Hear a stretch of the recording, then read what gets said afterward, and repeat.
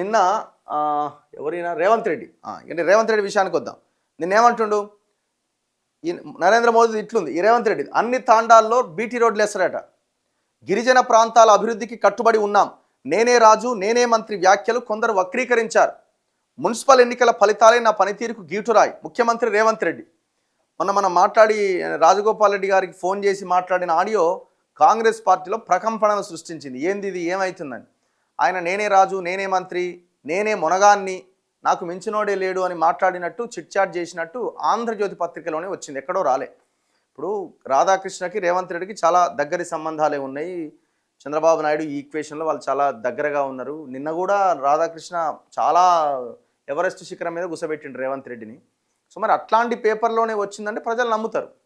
ఇప్పుడు వేరే ఏదైనా పేపర్లో వచ్చిందంటే తప్పేమో అని అనుకుంటారు. దాని తర్వాత మీరు కూడా ఖండించలేదు కదా, ఇంకా వక్రీకరించేది ఏముంది. నేనే రాజు నేనే మంత్రి నాకు మించినోడే లేడు నాకు పోటీనే లేరు నేనే మొనగానే అన్నారు. మీరు తర్వాత ఏం ఖండించలేదు కదా. ఇష్యూ అయిన తర్వాత ఆయన రాజగోపాల్ రెడ్డి మాట్లాడిన తర్వాత మీరు దాన్ని ఇప్పుడు నన్ను వక్రీకరించారు. సరే వక్రీకరించారు, ఆయన ఇంకెవరో వక్రీకరించారు. ఇప్పుడు స్ట్రేట్గా మీరు ఏం మాట్లాడిరో మీరు చెప్పండి. 10.5 ఏళ్ళు నేనే ముఖ్యమంత్రి అన్నారు. వాళ్ళు అంటున్నారు మీ కాంగ్రెస్ పార్టీ వాళ్ళు మాకు సంబంధం లేని విషయం అది. ఎవడు ముఖ్యమంత్రి అవుతాడు ఎవడు ఎమ్మెల్యే అవుతాడు ఎవడు ఏమవుతాడు అనేది ప్రజలు డిసైడ్ చేస్తారు. మీరు ఎన్నన్నా మాట్లాడుకోవచ్చు, పబ్లిక్ ప్రతీది కౌంట్ చేస్తారు. 1 2 3 4 5 6 ఇట్లా అన్నీ యాడ్ చేసుకుంటూ వెళ్తారు. ప్రజలు డిసైడ్ చేస్తారు ఎవరు ముఖ్యమంత్రి కావాలా, అసలు మీరు ఎమ్మెల్యే అవ్వగలుగుతారా లేదా అనేది పబ్లిక్ డిసైడ్ చేస్తారు. ఇప్పుడు ఆయన వక్రీకరిస్తే మీ స్ట్రైట్గా ఏం చెప్పారో చెప్పండి. మరి నేనే 10.5 ఏళ్ళు ముఖ్యమంత్రి అని అంటున్నారు. మీరు ఎట్లా సాధ్యమవుతుంది? ఈ పీరియడే 2 ఏళ్ళు అయిపోయింది. ఇంకా 3 ఏళ్ళు ఇంకా పెండింగే ఉన్నది. మార్పు అన్నారు, ఏడు మార్పు ఆనే ఉన్నది. మళ్ళీ ఎలక్షన్స్ రాకనే పాయే, మళ్ళా ఎలక్షన్స్ రావాలి, మళ్ళీ అప్పుడు మళ్ళీ మీరు గెలవాలి, మీ పార్టీ గెలవాలి, మళ్ళీ మీ పార్టీలో ఉన్న ఎమ్మెల్యేలంతా మిమ్మల్ని ఎన్నుకోవాలి, అప్పుడు మీరు ముఖ్యమంత్రి అవుతారు. ఒకవేళ జరిగితే ఎట్లా చెప్పినారు మీరు 10.5 ఏళ్ళు ముఖ్యమంత్రి అని? ఖచ్చితంగా మీరు అన్నప్పుడు మిగతా సీనియర్లకి కాలుతుంది కదా ఖచ్చితంగా. ఎందుకు కాలేదు వాళ్ళకి? సరే వాళ్ళు పవర్ఫుల్లా మీరు పవర్ఫుల్లా, మీరు బాగా పనిచేసిరా వాళ్ళు బాగా పనిచేసిరా, ఎవరి లెక్కలు వాళ్ళకు ఉండొచ్చు. రాష్ట్రంలోని అన్ని తాండాల్లో బీటీ రోడ్లు నిర్మించాలని ముఖ్యమంత్రి రేవంత్ రెడ్డి అధికారులను ఆదేశించారు. తాండాల అభివృద్ధికి ప్రభుత్వం కట్టుబడి ఉన్నది. దేశాన్ని ఏలేలా యువత ముందుకు సాగాలి, అందుకు ఏం కావాలన్నా ఇచ్చేందుకు ప్రభుత్వం సిద్ధంగా ఉన్నది. తన 20 ఏళ్ల రాజకీయ ప్రస్థానంలో లంబాడా సోదరులు తోడుగా ఉన్నారని గుర్తు చేసుకున్నారు.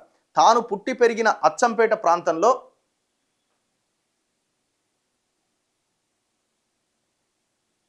పెద్ద మనిషి సేవాలాల్ ఆలయం నిర్మించేందుకు 20 ఎకరాల స్థలం కేటాయించినట్టుగా వెల్లడించారు. సంత్ సేవాలాల్ మహారాజ్ 287వ జయంత్యుత్సవాలు బంజారాహిల్స్లోని బంజారా భవన్లో ఆదివారం ఘనంగా నిర్వహించారు. సో బీటీ రోడ్లు వేస్తాం ప్రతి తాండాకు అంటున్నారు. ఎప్పుడో పడాల్సిండే బీటీ రోడ్లు, ఎప్పుడో పడాల్సిండే. తెలంగాణ వచ్చిన తర్వాత కూడా 12 ఏళ్ల తర్వాత కూడా తాండాలకి రోడ్లు లేవంటే సిగ్గుపడాలి మనం. ఈ పార్టీలు ఈ నాయకులు సిగ్గుపడాలా. 10 ఏళ్ళ అధికారంలో ఉన్న కేసీఆర్ సిగ్గుపడాలా, 2 ఏళ్ళు ఉన్న మీరు సిగ్గుపడాలా. ఇప్పుడు 2 ఏళ్ళు ఉన్న మీరు మొత్తం వేయకపోవచ్చు, ఎన్నేసిరు? ఆనాడు 10 ఏళ్ళు లేకపోతే మీరు ఎందుకు క్వశ్చన్ చేయలేదు? ఈ గిరిజన లీడర్లంతా ఎక్కడ పోయారు, నాయకులంతా ఎక్కడ పోయారు, సంఘాలంతా ఎక్కడ పోయారు? కనీసం రోడ్లు కూడా లేవు ఆ తాండాలకి, వెళ్ళడానికి అవకాశం కూడా లేకుండా ఉన్నది. సో ఇప్పుడు రోడ్లు వేస్తామంట. సరే ఈ రోడ్లు ఇవన్నీ వ్యవహారము నీళ్లు జనరల్గా ఇవి రొటీన్ ప్రాసెస్లో భాగంగా ప్రభుత్వ కార్యక్రమాల్లో భాగంగా జరగాల్సినవి. నిన్న చాలా ఇంట్రెస్టింగ్ కామెంట్స్ చేసిండు, ఒక్కసారి వినండి. ఏమంటాడు? గిరిజన విద్యార్థులకు మెస్ ఛార్జీలు కాస్మెటిక్ ఛార్జీలు పెంచి వారి విద్యాభివృద్ధికి తోడ్పడుతున్నాం అంటున్నారు. కాస్మెటిక్ ఛార్జెస్ నిన్ననే ఎవరో కామెంట్ పెట్టినారు, 2 నెలల నుంచి మాకు రాలేదనో ఇంకేటనో. ఈ మధ్యాహ్న భోజనం ఈ తిని లేకపోతే గురుకులాల్లో ఫుడ్ తిని ఇంకా ఇన్ఫెక్షన్స్ గురవుతున్న పరిస్థితి ఉన్నది. మీరు సకాలంలో బిల్లులు చెల్లించట్లేదు. 563 మంది గ్రూప్ 1 అధికారులతో పాటు మొత్తం 70,000 ఉద్యోగాలు భర్తీ చేస్తే వాటిలో 80% పైగా ఎస్సీ ఎస్టీ బీసీలకే దక్కినాయి. బలహీన వర్గాల యువతకు చదివే అన్ని హోదాలను తెచ్చిపెడుతుంది. సో కాబట్టి ఏమంటుండు? భూమి లేదు. ఒక్కసారి బయట వినండి, చాలా ఇంట్రెస్టింగ్ ఉంటుంది. భూమి లేదట, పంచడానికి భూమి లేదట. ఎందుకు లేదు భూమి? భూమి వల్లనట ఏమి రాదట, చదువు వల్ల వస్తుందట. మంచిగానే ఉంది స్టేట్మెంటు, చదువు వల్లనే అన్నీ వస్తాయి. ఓకే, మరి భూమిని వదులుకోండి, మీరు అందరు చదువుకున్నారు కదా.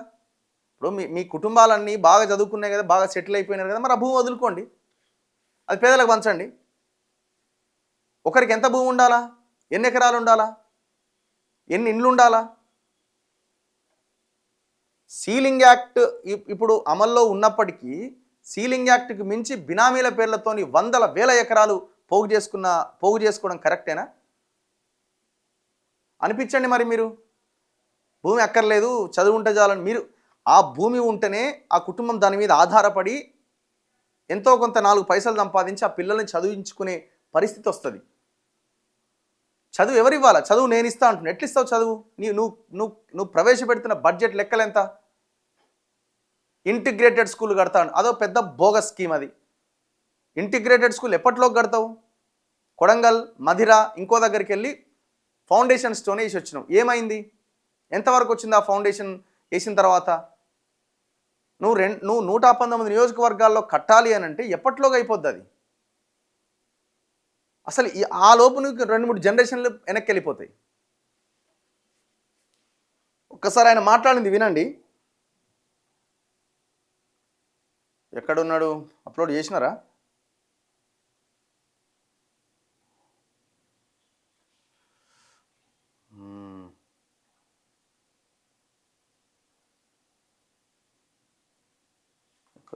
ఎక్కడ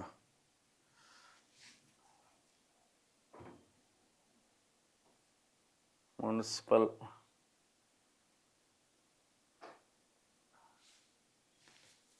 ఇగో మనకు భూమి వద్దు, చదివే ముద్దు, అది నేను ఇస్తా అంటున్నాడు. ఒకసారి వినండి ఆయన మాట్లాడిన మాటలు. అండ్ ఇక్కడ అడగండి, తెలంగాణ గవర్నమెంట్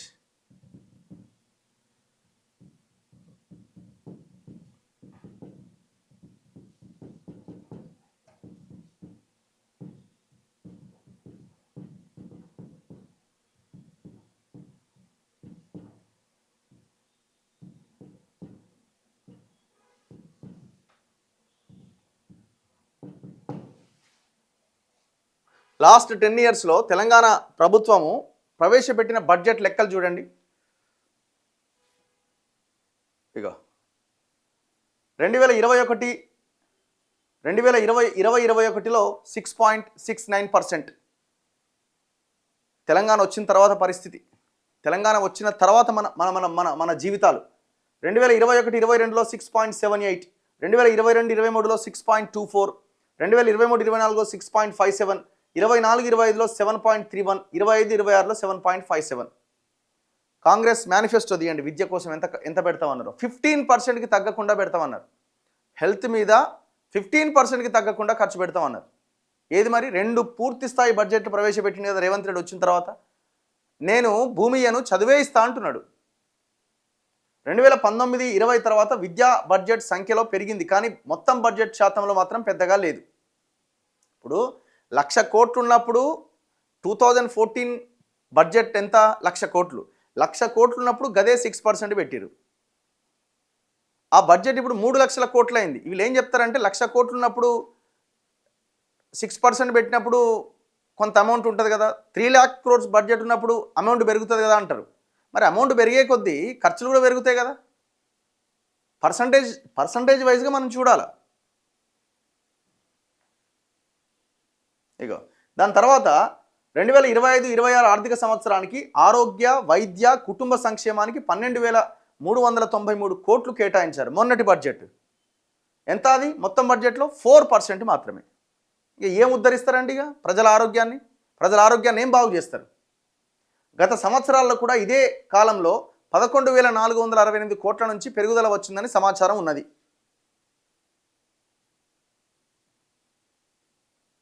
సో ఇది లెక్క, క్లియర్ డేటా మనకి ఇస్తాయి. ఇగో మిగతా రాష్ట్రాలతో పోల్చండి, చూడండి ఎట్లుంటుందో. మిగతా రాష్ట్రాలతో పోలిస్తే ఇగో విద్య 7% తెలంగాణ, ఆరోగ్యం 4%, ఆంధ్రప్రదేశ్ 10-11% ఆంధ్రప్రదేశ్. మనకంటే బెటర్గా ఉన్నారు కదా వాళ్ళు. ఆరోగ్యం 5-6%, మనకంటే ఒక 1%-2% మెరుగ్గానే ఉన్నారు. తమిళనాడు 13-15% ఎడ్యుకేషన్ మీద. సిగ్గుండాలి కదా మనకు కొంచెమైనా. ఆరోగ్యం 6-7%, కర్ణాటక 12 to 13%, 12 to 13%, ఆరోగ్యం 5 to 6%. అంటే అన్ని రాష్ట్రాలతో పోలిస్తే అతి తక్కువ పెడుతున్న రాష్ట్రం మనదే. అతి తక్కువ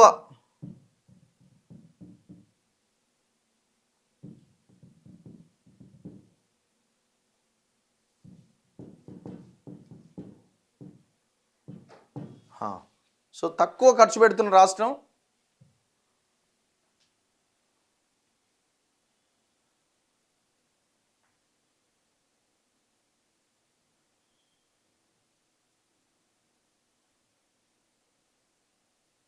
ఆరోగ్యం 4 to 5, మధ్యప్రదేశ్, హర్యానా, గుజరాత్ కూడా అట్లే ఉన్నది.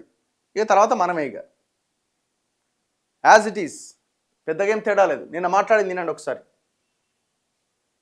ఇంకా యాడ్ వస్తుంది.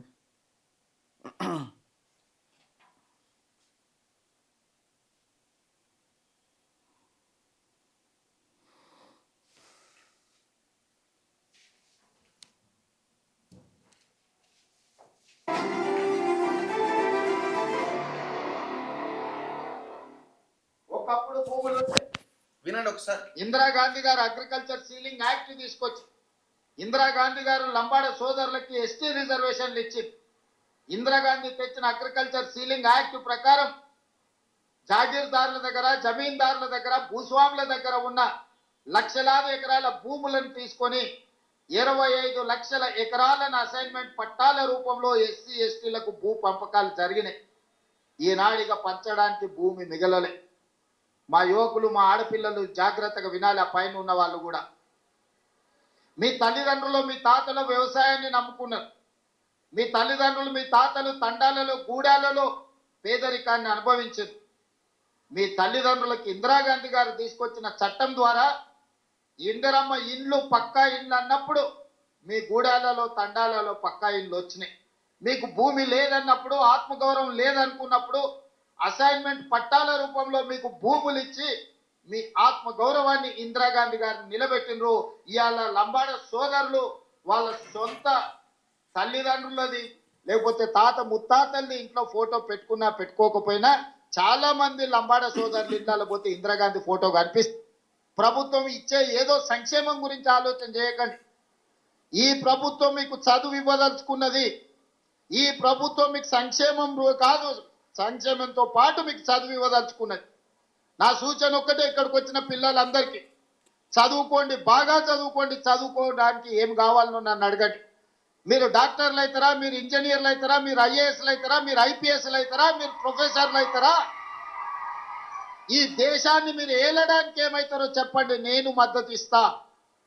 మేమేమీ చేయం, ఇంటి దగ్గర ఉంటాం, మాకేదన్నా భూమి సార్, లేకపోతే మాకేదో చిన్న చిన్న వ్యాపారాలు చేసుకుంటాం అనేది వదలండి. లంబాడ సోదరుల చైతన్యం ఉంది. లంబాడ సోదరులకు ప్రపంచం గురించిన అవగాహన ఉన్నది. నేను చెప్పేది ఒక్కటే, యుక్త వయసులో తప్పుదారి పడితే జీవితకాలం బాధపడతారు, మీ తల్లిదండ్రులకు భారం అవుతారు. ఈ లెక్చర్లకైతే ఏం తక్కువ లేదు స్వామి. మందికి చెప్పేటప్పుడు అయితే అన్ని అద్భుతంగానే ఉంటాయి. ఈ లీడర్లు భూమి వద్దట, చదువే ముద్దట. మంచిదే మీరు చెప్పింది, చదువు కావాలి, భూమి కూడా కావాలి. మాకు భూమి ఎందుకు వద్దు? భూమి మొత్తం మీరు ఎత్తుకపోదామనా? మొత్తం మీ చేతులకు తీసుకుందామని? భూమి అట పంచుతందుకు భూమే లేదట. మీరు ఇందిరాగాంధీ గురించి చెప్తున్నారు కదా, ఇందిరాగాంధీ హయాంలో ఇచ్చిన భూములంతా ఇప్పుడు ఎవడు కబ్జా పెట్టిండు? ప్రభుత్వాలు అభివృద్ధి కార్యక్రమాల పేరుతో అసైన్డ్ భూములు దళిత, గిరిజన, బీసీల దగ్గర నుంచి గుంజుకునేది వాస్తవం కాదా? కనీసం అసైన్డ్ భూములు అమ్మడానికి లేదు, ఇంకేదన్నా చేయడానికి లేదు. వాళ్ళ కనీసం ఆ పట్టాలకి ఇంతవరకు మీరు ఇస్తున్న రైతు భరోసా చక్కగా లేదు. ఇవన్నీ వాళ్ళకు వస్తున్నాయా? ఎంత నీట్గా ప్రజల మైండ్ని వాషౌట్ చేస్తుంటారో చూడండి. 2 సబ్బు పెట్టి అడిగినట్టు ఉంటుంది. అది మళ్ళీ ఆడ కూర్చున్న వాళ్ళు సప్పట్లు కొడుతున్నారు. ఆలోచించినా ఏమన్నా కొంచెమన్నా మనం? ఏమంటాడు, నేను సరే మాకు భూమి వద్దు, చదివిస్తా అంటున్నావు కదా, ఏమి ఇచ్చినావు 2 ఏళ్ళుగా? నువ్వు ప్రవేశపెట్టిన బడ్జెట్ ఎంత? లెక్కలు చూపించినా కదా ఇంతసేపు. ఇప్పుడు రేపు పూర్తి స్థాయి బడ్జెట్ ప్రవేశపెట్టాల్సి ఉంటుంది. మరి ఎంత పెడతాడో చూద్దాం. విద్యాశాఖ కమిషన్ ఆకునూరు మురళీ గారి ఆధ్వర్యంలో ఒక రిపోర్ట్ ఆయన టేబుల్ మీద ఉన్నది. ఇప్పుడు మరి ఆ రిపోర్ట్ అమలు చేస్తావా? ఇప్పటికే చాలా రిపోర్ట్స్ ఇచ్చినారు నీకు. ఏ రిపోర్ట్ అయినా అమలు చేసినావా? ప్రతి దానికి ఇంటిగ్రేటెడ్ స్కూళ్ళని ముందర పెడుతున్నారు. ఆయన గురుకులాలను పెట్టిండు, అది ఫెయిల్యూర్ కాన్సెప్టే. ఇప్పుడు ఈయన ఇంటిగ్రేటెడ్ స్కూళ్ళని పెడుతున్నాడు. ప్రజలని మాయ చేయడానికి, మేము ఏదో చేసినామని చెప్పుకోవడానికి నియోజకవర్గానికి 200 కోట్లను ఒక పెద్ద నెంబర్ చెప్పి ప్రజలని మోసం చేస్తున్నారు. నీ భూమి వదులుకో ఫస్ట్. భూమి అవసరం లేదు కదా, మీ మీ మీ కుటుంబం కింద ఉన్న భూమి అంతా వదులుకో ఫస్ట్. మీరు అందరూ ఎడ్యుకేట్ అయిపోయి ఉన్నారు కదా, వెల్ ఎడ్యుకేటెడ్ కదా మీరంతా. ఫస్ట్ మీ లీడర్ల భూములు వదులుకోండి.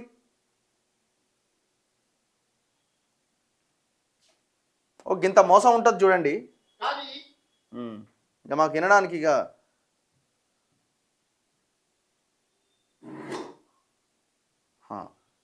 పబ్లిక్ ఏమంటున్నారు? మనిషికి మొదటి ఆధారం భూమి, తర్వాత విద్య. ఆల్ పొలిటికల్ లీడర్స్ వేస్ట్, దోపిడీ అట.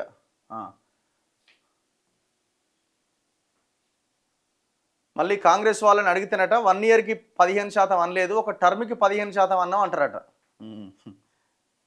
సీఎం గారి ల్యాండ్స్ మాకు ఇవ్వండి. ఈ డంబాచారం భజగోవిందం తప్ప ఏం లేదు. వీళ్ళు మీటింగ్ పెట్టినప్పుడు డిబేట్ కూడా ఉండాలి, వెంటనే క్వశ్చన్ చేయాలి. వాళ్ళు ఎక్కడ వస్తారు క్వశ్చన్ చేసి అడిగి? అంత సినిమా ఉందా వాళ్ళు ఫేస్ చేయడానికి?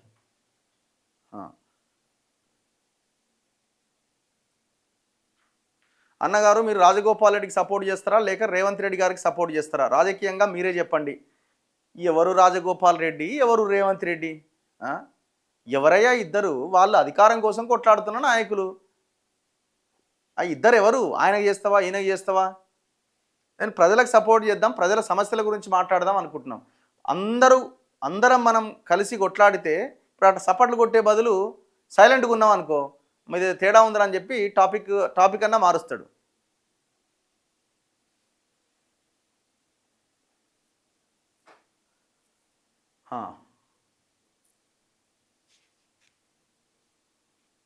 రఘుభాయ్, విద్యా వైద్యం నిర్లక్ష్యం చేయడం వల్ల పేదలు ఇంకా పేదలుగా మారిపోతున్నారు. ప్రైవేట్ కాలేజీలు, ఆసుపత్రులు ఇష్టారంగా రాజ్యంగా దోచుకుంటుంటే పార్టీకి విరాళాలు, లంచాలు దండుకొని ప్రజలను మోసం చేస్తుంది. ఇప్పుడు మీరు చూడండి, కేంద్రము ప్రైవేట్ హాస్పిటల్ మాఫియా పెరగడానికి ఎఫ్డీఏలను మొత్తం డోర్లు ఓపెన్ చేసి పెట్టారు. ఫారిన్ డైరెక్ట్ ఇన్వెస్ట్మెంట్స్ ఉన్నాయి కదా, అవన్నీ వచ్చేసినాయి. ఇప్పుడు మీరు అన్ని హైదరాబాద్ ప్రైవేట్ హాస్పిటల్స్ చూడండి, చాలా దుబాయ్ కంపెనీలు వచ్చినాయి. ఇప్పుడు ఇక్కడున్న కొంతమంది డాక్టర్లు ఏమైనా కలిసి చిన్న హాస్పిటల్ పెట్టుకుందామన్నా వాళ్ళకి నడిచినట్లేదు. ఇప్పుడు మీరు ఆస్టర్ అనే ఒక కంపెనీ ఉన్నది, దుబాయ్ కంపెనీ. అది మీరు ఆస్టర్ ప్రైము, ఇంకా చాలా రెనోవా, నీలిమా, ఇవన్నీ ఇంతకుముందు మన వాళ్ళ చేతిలో ఉన్న హాస్పిటల్స్ ఇవన్నీ. తర్వాత వీళ్ళు ఎంటర్ అయిన తర్వాత వీళ్ళు పెద్ద మొత్తంలో ఇన్వెస్ట్ చేసి ఆ హాస్పిటల్స్ వీళ్ళు టేక్ ఓవర్ చేస్తారు. దాని ముందు ఆ ఇంటర్నేషనల్ బ్రాండ్ నేమ్ ఒకటి యాడ్ చేస్తున్నారు.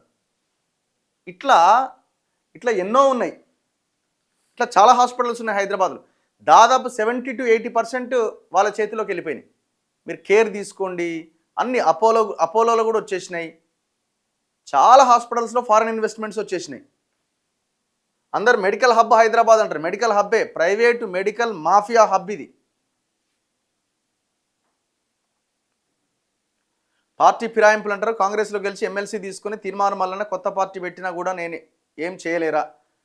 ఇప్పుడు ఆయన పార్టీ సింబల్ మీద లేకపోతే గెలిచినటువంటి సీట్ అది కాదు కదా. అరే పార్టీ గుర్తు మీద గెలిచి అవతలకు పోయినోడికే దిక్కులేదు ఇవాళ.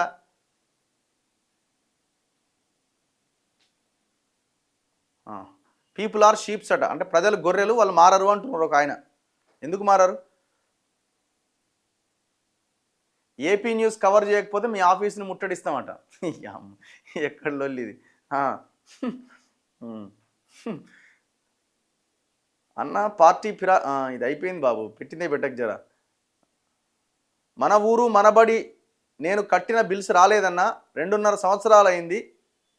ఎడ్యుకేషన్ ఇంపార్టెంట్ అంటున్నాడు జోకర్ సీఎం అట. ఇప్పుడు సరే మీరు ఎట్లా పనులు చేసిరో తెలియదు, కానీ ఈ మన ఊరు మనబడి కూడా పెద్ద స్కామ్. సరే పాపం అన్యాయం అయిపోయారు చిన్న కాంట్రాక్టర్లు, కానీ అది కూడా చాలా పెద్ద స్కామ్ అది. ఇప్పుడు మన ఊరు మనబడి కింద చేసిన చాలా స్కూళ్ళలో పనులు మొత్తం నాసిరకం పనులే ఉన్నాయి దాదాపుగా. అంటే వాళ్ళు కూడా ఏం చేస్తారు, ఎవరికి ఇవ్వాల్సింది వాళ్ళకి ఇవ్వాల్సినప్పుడు వాడు వర్క్ ఏం జరుగుతుంది? అన్నగారు ఇంటి స్థలం లేని వాళ్ళకు స్థలం ఇవ్వమనండి అన్నగారు. అది కూడా చెప్తారేమో మళ్ళీ, మీకు ఇండ్లు ఎందుకు, చెట్టు కింద ఉండైనా సరే మనం బతకొచ్చు, మీకు చదువు కావాలి మీ పిల్లలకు, నేను చదివిస్తా అంటాడు. మనం సపోర్ట్లు కొడతాం. ఏపీ న్యూస్ కూడా కవర్ చేయాలని డిమాండ్ చేస్తున్నాం. ప్రయత్నం చేద్దాం. అన్న భూమి లేనిది మనిషి వేస్ట్ అన్న, మనిషి చనిపోయినాక ఏడ పాతి పెట్టాలన్నట. కర్త కర్మ క్రియ ప్రక్రియ అన్నీ నేనే అంటున్న Revanth Reddy.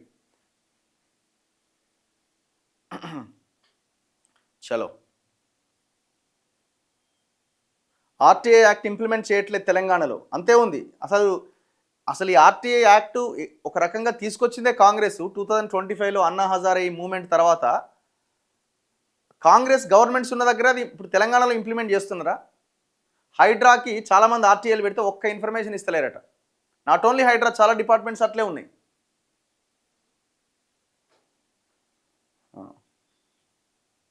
No new flyovers అట Hyderabad location from 2 years onwards.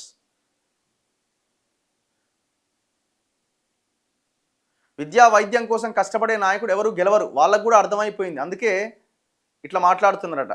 అదే అంటున్నా కదా, ప్రజలు కూడా ఆ లైన్ మార్చాలా, ఆ ఎజెండా మనమే ఫిక్స్ చేయాలా. ప్రజలు ఆ ఎజెండాను ఫిక్స్ చేసినప్పుడు అవతల లీడర్ ఎందుకు మారరు చెప్పండి. ఇప్పుడు ఇవాళ మొత్తం ఏం నడుస్తుంది, చీరలు పంచి మళ్ళీ పంచిన చీరలు ఎత్తుకపోతున్నారు అభ్యర్థులు. ఒక దగ్గర ఒక ఆయన కుక్కర్లు పంచి కుక్కర్లు తీసుకుపోతున్నాడు, నువ్వు ఓటేలే కదా నాది నాకు ఇచ్చేయని. ఎంత ఇజ్జత్ ఖరాబ్ చెప్పండి మీ ఇంటికి వచ్చి అడిగితే.